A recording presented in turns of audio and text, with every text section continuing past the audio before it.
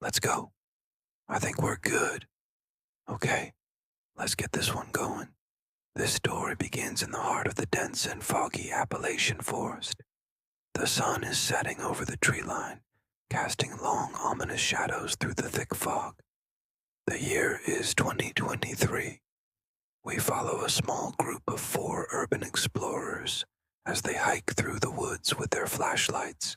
They're looking for an abandoned cabin that was rumored to have been lost in the woods for decades. As they round a bend in the path, the dilapidated structure comes into view. It looks like it hasn't been occupied in years. The windows are broken and boarded up. Strange symbols and markings are carved into the door. The explorers approach the cabin cautiously, half expecting whatever horrors the woods can conjure up to materialize at their feet. When it becomes clear that they're not being watched, they venture inside. One of the explorers, Riley, shines her flashlight on the floor, where she spots what appears to be an old camcorder. It's covered in dust and grime. As she brushes it off, her fingers leave white marks on the worn-down plastic. She finds the battery and tapes in a backpack, blows off the static, and inserts it into the camcorder.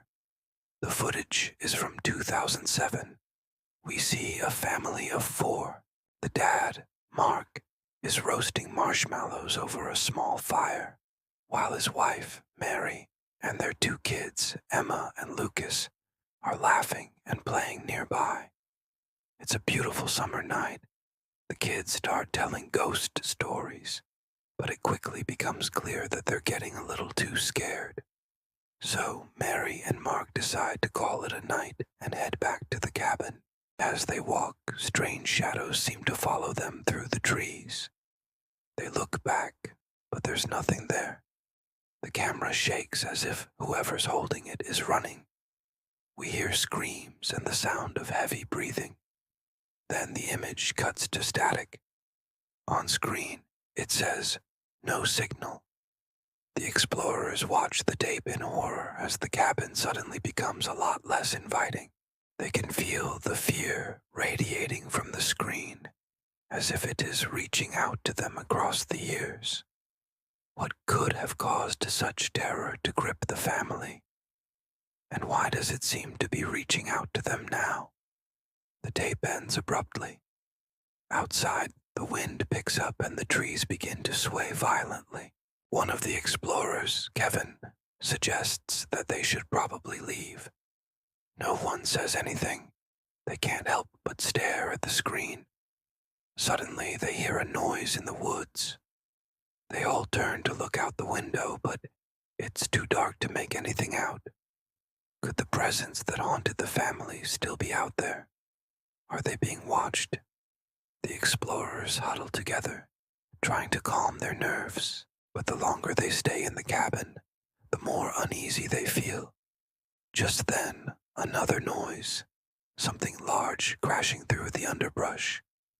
They scream and run for the door, each of them convinced that they're being hunted by whatever creature might be stalking them.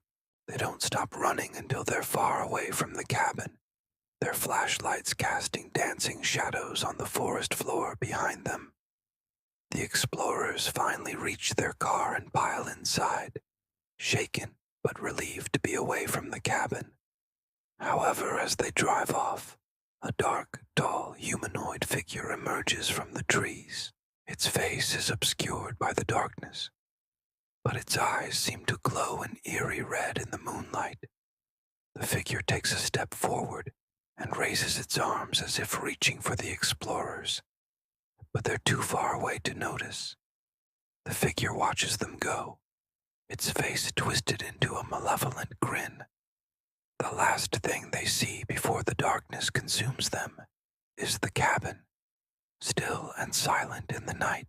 Static and night vision shots play over the ending, giving the impression that the tape is cursed.